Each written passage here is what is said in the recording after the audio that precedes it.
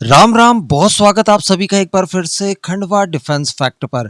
तो थंबनेल देखकर आप समझ गए होंगे कि आज किन दो मुद्दों को लेकर हम लोग इस वीडियो में चर्चा करने जा रहे हैं। तो आप सभी से निवेदन रहेगा वीडियो को अंत तक देखते हुए चैनल को सब्सक्राइब जरूर कर दीजिएगा। और यार केवल 2 सेकंड्स का काम है, आप पहले वीडियो लाइक कर दीजिए वरना बाद में आप भूल जाएंगे। देखिए, सबसे पहले हम लोग बात कर लें भारत के लिए 6th जनरेशन के फाइटर जेट परियोजना को लेकर। तो जैसा हम जानते हैं कि हमारे एनिमीज, स्पेशली अगर बात की जाए चाइना की, तो इन्होंने अपना 6th जनरेशन का फाइटर जेट बना लेने का दावा किया है। उसकी कुछ उड़ान परीक्षण वगैरह भी किए हैं। आपने ट्रिपल इंजन वाला वो फाइटर जेट देखा ही होगा, इस समय भी आप अपनी स्क्रीन पर देख पा रहे हैं। तो ऐसी परिस्थिति में भारत कहीं मॉडर्न वॉरफेयर में पिछड़ ना जाए, इस वजह से हमें भी इस तरह की व्यवस्थाएं चाहिए। 5th जनरेशन के मामले में वाकई में हम काफी पिछड़ गए। हमारा एमका देखिए अभी तक नहीं आया, जबकि चाइना अपने J-20s अपनी एयरफोर्स में शामिल करा चुका है, वो ऑपरेशनल हो चुके हैं, रेडी टू वॉर है। तो कहने का मतलब 6th जनरेशन प्रोग्राम में हम लोग बहुत ज्यादा पीछे न रह जाएं, इस वजह से कुछ तो करना है। लेकिन हम लोग ये भी जानते हैं कि सारी कुछ चीजें शुरुआत से अगर शुरू करें तो इसमें भी काफी समय लग जाता है।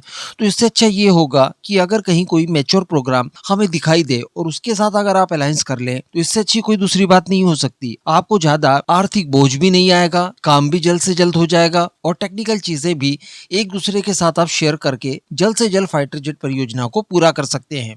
इसी में एक नाम आता है फ्रांस के द्वारा चलाए जाने वाले 6th जनरेशन प्रोग्राम का। इसे FCS नाम दिया गया है। हम जानते हैं कि इसमें जर्मनी जैसे देश भी पहले जुड़े हुए थे, लेकिन वो बाद में बाहर हो गए। बाहर होने के पीछे कई तरह के कारण निकलकर सामने आए, जिसमें कुछ एक्सपर्ट्स का ये मानना है कि देखिए, टेक्नोलॉजी को लेकर कोई सामंजस्य नहीं बैठा चूंकि फ्रांस और जर्मनी के बीच में, इस वजह से जर्मनी अलग हो गया। यानी फ्रांस इसके ऊपर एकाधिकार चाहता था, वो सोर्स कोड या बाकी की टेक्नोलॉजी ट्रांसफर जैसी चीजें जर्मनी को नहीं करना चाहता था। तो वहीं पर अगर कुछ और एक्सपर्ट्स की बात माने, तो उनके द्वारा ये बताया गया है कि इसके पीछे अमेरिकन दबाव भी हो सकता है। अमेरिका नहीं चाहता कि इस क्षेत्र में उसकी मोनोपोली टूटे। जिस किसी को भी स्टेल्थ फाइटर जेट चाहिए और वो अमेरिका का एलाई है, तो वो खुद का बनाने के बजाय, कहीं और पार्टिसिपेट करने के बजाय हमसे खरीदे, यानी अमेरिका से। ये अमेरिका चाहता है। तो कई अलग माध्यमों से अमेरिका के द्वारा भी दबाव बनाया गया हो, ताकि फ्रांस की इस परियोजना को एक तरह से सबूटाज किया जाए। अब क्या वास्तविकता है ये तो नहीं कहा जा सकता, लेकिन जो कारण हो सकते हैं मैंने आपको बता दिए। तो कहने का मतलब फ्रांस को भी एक पार्टनर चाहिए, रिलायबल चाहिए, जो अफोर्ड भी करे इतनी महंगी परियोजना, साथ ही टेक्निकल सहायता भी कर पाए। तो इसके लिए भारत वाकई में एक सूटेबल विकल्प उसके लिए हो सकता है। लेकिन क्या भारत चाहता है? क्या भारत 6th जनरेशन को लेकर कोई तैयारियां कर रहा है? तो इसको लेकर संसद में रिसेंटली जवाब दिया गया कि हाँ, हम भी इन परियोजनाओं को क्लोजली मॉनिटर कर रहे हैं। और न केवल मॉनिटर कर रहे हैं, बल्कि इनके साथ जुड़ने की तैयारी भी कर रहे हैं। तो वैसे यहाँ पर भारत के पास 2 विकल्प बचते हैं, एक तो फ्रांस बना रहा है और साथ ही दूसरा ब्रिटेन बना रहा है। वो इन दोनों ही परियोजनाओं में भारत अगर जुड़ना चाहे तो आसानी से जुड़ सकता है। दोनों ही पक्ष भारत के लिए स्वीकृति देते हैं। लेकिन यहाँ पर अगर देखा जाए तो फ्रांस का पलड़ा ज्यादा भारी लगता है, क्योंकि फ्रांस के साथ हमारे संबंध काफी महत्वपूर्ण रहे हैं, काफी ऐतिहासिक हैं। पास्ट में भी कई तरह की डील्स हम लोग कर चुके हैं, रिजल्ट अच्छा मिला है। इसके अलावा हम लोग 114 रफाल फिर से खरीद रहे हैं, फाइटर जेट इंजन की परियोजना इनके साथ चलाई जा रही है। तो अगर भारत 6th जनरेशन के किसी प्रोग्राम में शामिल होता है, तो बहुत ज्यादा पॉसिबिलिटीज बनती है कि हम फ्रांस के साथ जुड़े। हालांकि फ्रांस का एक मामले में ट्रैक रिकॉर्ड वाकई में काफी खराब रहा है कि उसके द्वारा जो कमिटमेंट किए जाते हैं वो उस स्तर पर पूरे नहीं किए जाते। खासकर टेक्नोलॉजी शेयरिंग की अगर बात की जाए, या फिर फाइटर जेट या किसी अन्य वेपन के कंट्रोल देने की बात की जाए, तो उसमें काफी फ्रांस सोचता समझता है।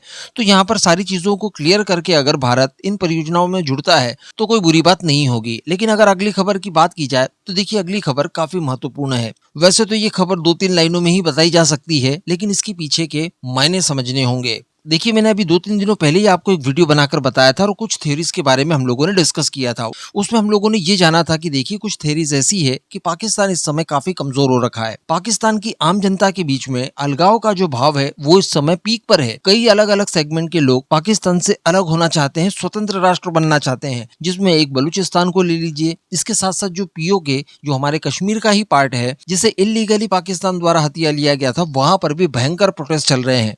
तो संभावनाएं काफी ज्यादा बन सकती है कि पाकिस्तान कई टुकड़ों में टूट जाए, और ऐसा होता है तो पाकिस्तान काफी कमजोर भी पड़ जाएगा, काफी क्षीण हो जाएगा, इंटरनल प्रॉब्लम से इतना घिर जाएगा कि भारत के लिए काफी आसान हो सकता है POK को वापस कैप्चर बैक करना। और इन्हीं सारी चीजों को देखते हुए बताया ये जा रहा था कि इस्लामिक नेटो का गठन किया गया है, जिसमें पाकिस्तान के साथ सऊदी अरेबिया और टर्की जैसे देश शामिल है। इनका एक ही मकसद है कि एक के ऊपर हमला मतलब बाकी सभी के ऊपर हमला माना जाएगा। इसके माध्यम से मैंने आपको बताया था कि देखिए, सऊदी अरब के पास पैसा है, टर्की के पास टेक्नोलॉजी वगैरह है, और पाकिस्तान की बात की जाए तो न्यूक्लियर वेपन्स हैं और ग्राउंड ऑपरेशंस के लिए इनके पास अच्छी खासी फोर्सेज है। साथ ही एक बहुत बड़ी यूथ पॉपुलेशन भी पाकिस्तान के पास उपलब्ध है, भारत जैसी ही। तो अगर ये तीनों का कॉम्बिनेशन बना दिया जाता है तो काफी आसान हो सकता है भारत जैसे देशों को अपने लक्ष्यों को साधने से रोकने के लिए और एक तरह से डिस्टर्बेंस क्रिएट कराने के लिए भारत के अंदर। इस तरह की कुछ थेरीज चल रही है और यहाँ तक की बात बताई जा रही है कि जो एक्चुअल नेटो है उसी का ये इस्लामिक नेटो एक प्रॉक्सी बना रहेगा। साथ ही कोई अगर युद्ध की परिस्थिति आती है भारत पाकिस्तान के बीच में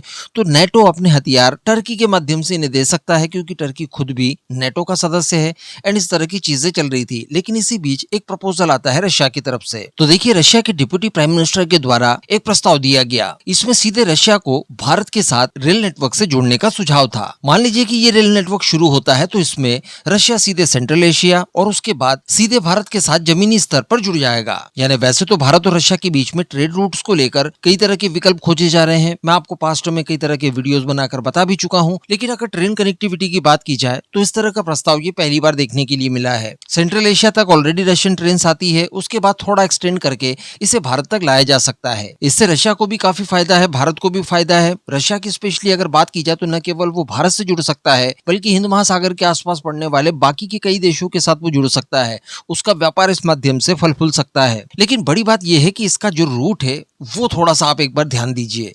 आप अपनी स्क्रीन पर ध्यान देकर देखिए कि ये रूट कहां से शुरू होकर किन किन रास्तों से होते हुए भारत पहुंचता है। तो इसमें आप पाकिस्तान को भी एक गंतव्य के तौर पर देख पा रहे हैं। रशिया से ट्रेन चलती है तुर्कमेनिस्तान, तुर्कमेनिस्तान से ये अफगानिस्तान पहुंचती है, उसके बाद वाया पाकिस्तान ये भारत पहुंच सकती है। अब हम सभी जानते हैं कि भारत इतनी रिस्क नहीं लेगा, अगर लेता तो तापी के समय ही ले लेता। मान लीजिए कि तापी परियोजना हम लोग शुरू करा देते और वाया पाकिस्तान भारत के अंदर गैस परियोजना आ जाती, गैस पाइपलाइन पहुंच जाती। अब हम लोग इसके ऊपर निर्भर हो जाते। उसके बाद कंट्रोल वॉल जो होता वो पाकिस्तान के हाथों में रहता। जब पाकिस्तान चाहता इंडस वाटर ट्रीटी की तरह वो कभी भी गैस पाइपलाइन काट सकता था। तो इससे हमारा इन्वेस्टमेंट भी खत्म होता। हमारी निर्भरता हो जाने के बाद इस तरह की परेशानियां आती तो हम और भी ज्यादा परेशान हो जाते।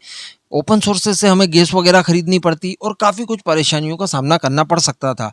अब अगर ट्रेन रूट डाले हम लोग इसी माध्यम से तब भी परेशान हो सकते हैं। लेकिन अगर बात की जाए सबसे सूटेबल रास्ते की तो अफगानिस्तान के बाद अगर पीओके होते हुए भारत ये ट्रेन पहुंचती है तो इससे अच्छा कोई दूसरा विकल्प क्या हो सकता है? नहीं हो सकता।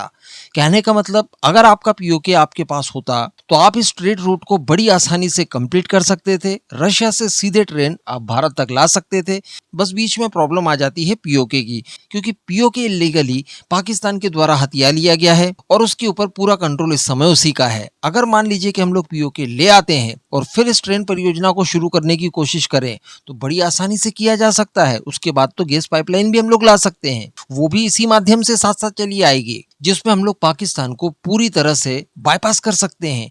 तो क्या वास्तविकता में रशिया का भी ऐसा ही कुछ मकसद हो सकता है कि रशिया हमें यही कहना चाहता है कि देखिए यार, समय आ चुका है, अब आप पीओके ले लीजिए, जिससे कि हम लोग इस तरह की परियोजनाओं को और विस्तार दे पाएं। कहने का मतलब मैंने आपको शुरुआत में बता दिया था कि खबर तो केवल 2 लाइनों की है, लेकिन इसके मायने बहुत ही ज्यादा बड़े हैं, बहुत विशाल हैं। और सबसे बड़ी बात, जिस तरह की करंट परिस्थितियां हैं पाकिस्तान के अंदर, वो हमें एक तरह से इशारा कर रही है कि देखिए, अगर आप करना चाहें, थोड़ा बहुत एफर्ट लगाएं तो ये पॉसिबल हो सकता है। बशर्ते आपके अंदर इच्छा शक्ति चाहिए, एक अच्छी स्ट्रैटेजी चाहिए और आपको पीओके वापस लाना है। देखते हैं कि ये काम कब तक हो पाता है। बाकी आप सभी का इस पूरे मुद्दे पर क्या मानना है, नीचे कमेंट करके जरूर बताइएगा।